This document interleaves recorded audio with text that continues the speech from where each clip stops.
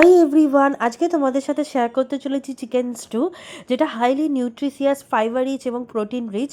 Easily এটা আমরা pressure কুকারে বানিয়ে নিতে পারবো।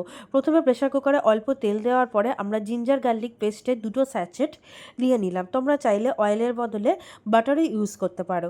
তারপরে একটা একটা করে চিকেন আস্তে আস্তে আমরা দিয়ে নেবো। দিয়ে খুব ভালো করে এটাকে মিক্স করে নেবো। 2 থেকে 3 মিনিট এটাকে খুব ভালোভাবে মিক্স করতে হবে, মিক্স করে কুক করতে হবে, যাতে মশলাটা খুব ভালোভাবে কুক হয়ে যায় এবং কোটিংটা খুব ভালো হয়ে যায়। তো এখানে একটু টাইম দিতে হবে, 2 থেকে 3 মিনিট টাইম দিতে হবে। দেন তারপরে আমরা এতে কিছু কাঁচা লঙ্কা দিয়ে নেব। কাঁচা লঙ্কাটা দিলে ওটা হচ্ছে ভিটামিন সি রিচ, আর এতে স্পাইসি একেবারেই হবে না, কিন্তু খুব সুন্দর একটা ফ্লেভার চলে আসবে। তো আমরা এখানে কয়েকটা কাঁচা লঙ্কা দিয়ে নিলাম। দিয়ে তারপরে এটাকে খুব ভালোভাবে এগেন মিক্স করে নেব। আর এখানে আমরা অনেকগুলোই কাঁচা লঙ্কা ইউজ করেছি, বাট তোমরা চাইলে লেস কাঁচা লঙ্কাও ইউজ করতে পারো।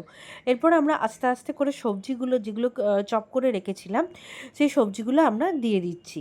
তো এখানে আমরা পেঁপে দেবো, গাজর দেবো, টমেটো দেবো, পটাটো দেবো।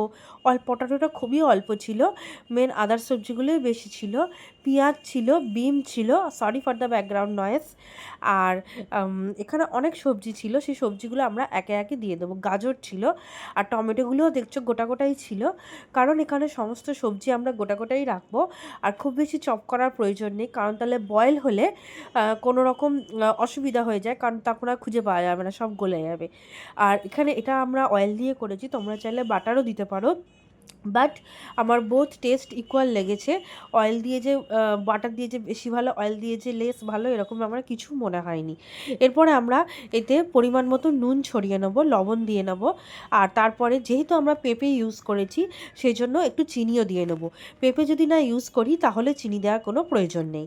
তারপরে আমরা এতে পরিমাণ মতো গরম মশলা দিয়ে নেবো, ভালো করে ছড়িয়ে দেবো। দেন তারপরে এতে গোলমরিচটা দিয়ে নেবো।